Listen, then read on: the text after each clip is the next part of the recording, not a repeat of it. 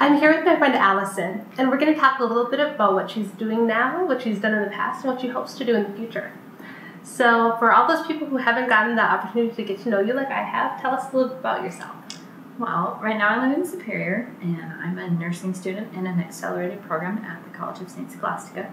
I will graduate in August, and I'm hoping to work in public health, hopefully locally after that, get some good experience, and at some point want to be involved probably in a public health or community health role in a community that incorporates a lot of different kinds of ministry to hopefully exemplify just what the love of Christ is, and a lot of holistic ministry, and just bringing more of what the kingdom should be here. Great. Now, how did you get interested in that? It probably started when I was a teenager and just getting involved in some different pro-life stuff around here. And then after I graduated from high school, I spent a couple of years in a children's home in South Africa. And just the relationship of that, all these children with no one to take them.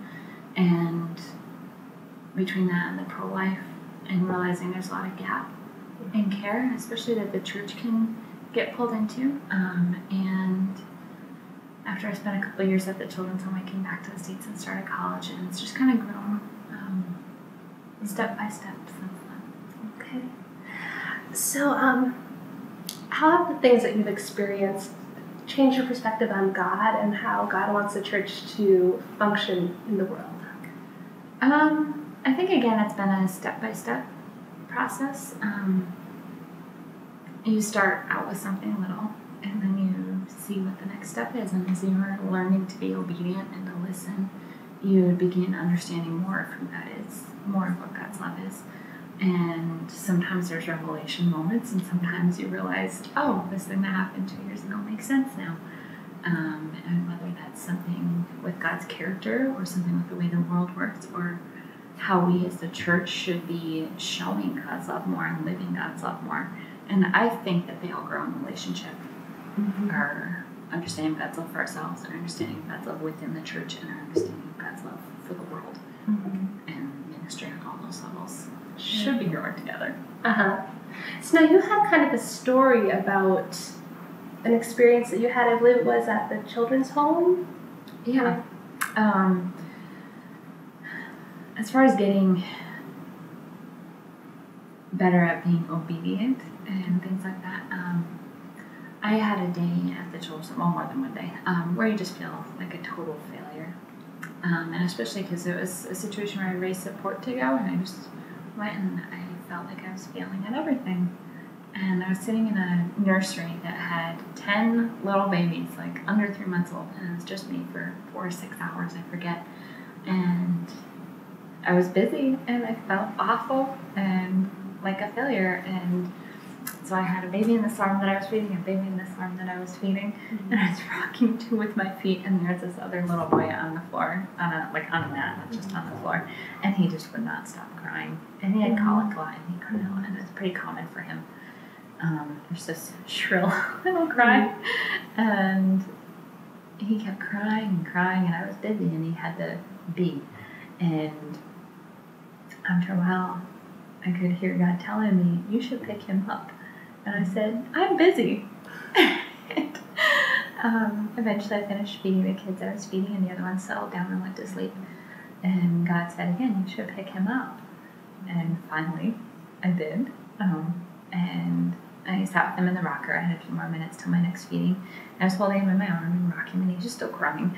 And I could almost hear God saying, like audibly, this is my child. And his name was Gift.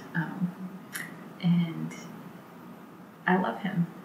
And it doesn't matter that he has these different diseases that you have to take care of. It doesn't matter if he cries all the time or if you like his cry or not. He is my child. And that's all you need to love him. And I started crying.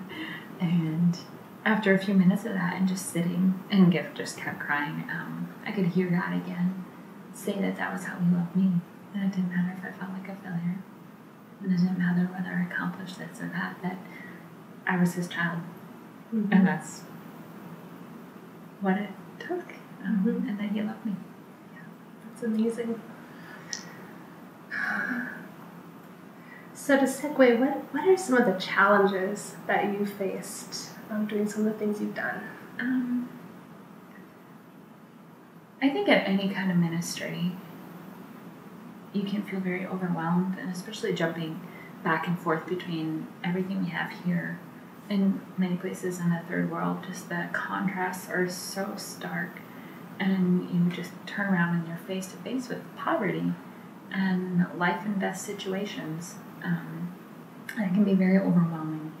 And I remember in school we get kind of an attitude made in us when you want to go change the world, and that can make it more overwhelming, I think. And so I haven't found that to be helpful. Mm-hmm. And even whether you've been raised in the church or not, in this culture, we're kind of raised with an attitude of love your neighbor and help your neighbor. And even that can be a lot. You don't know the steps.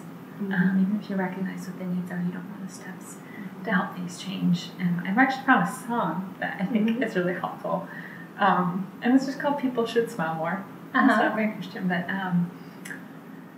the song talks about like seeing what is actually in front of you and not just blocking out what you don't want to see, and smiling with intention behind it, not as a reflex like our Minnesota Nice kind of thing, but wanting to intentionally smile or do whatever tiny thing it is to make someone's day better. And I think that makes it a lot more accessible to see change in the world.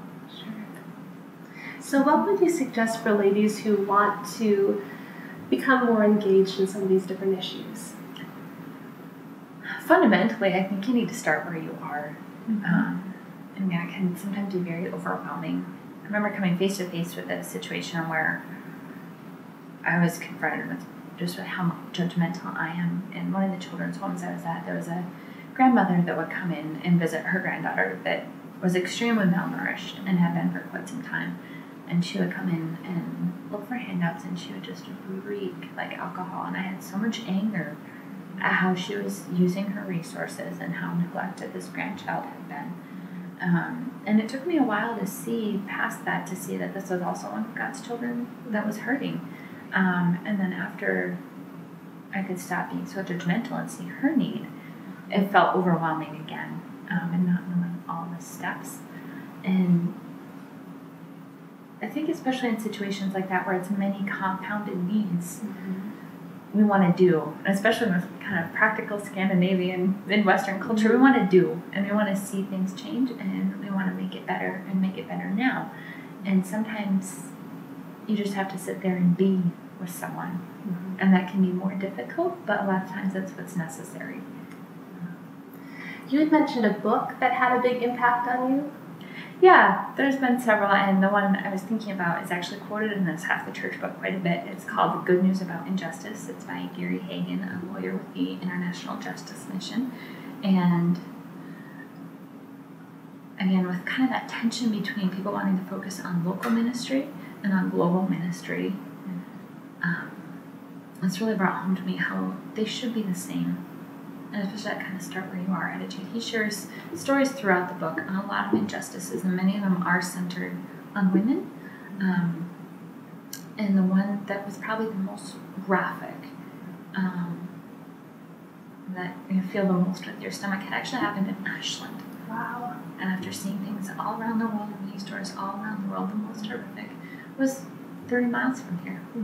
And that just really brought home to me that we do need to start where we're at, and we need to have our eyes open around us and not just expect things to be bad where someone else tells us about it, but to recognize and try and meet needs where we're at. And again, it doesn't have to just be us trying to go change the world, but learning to be obedient where we are.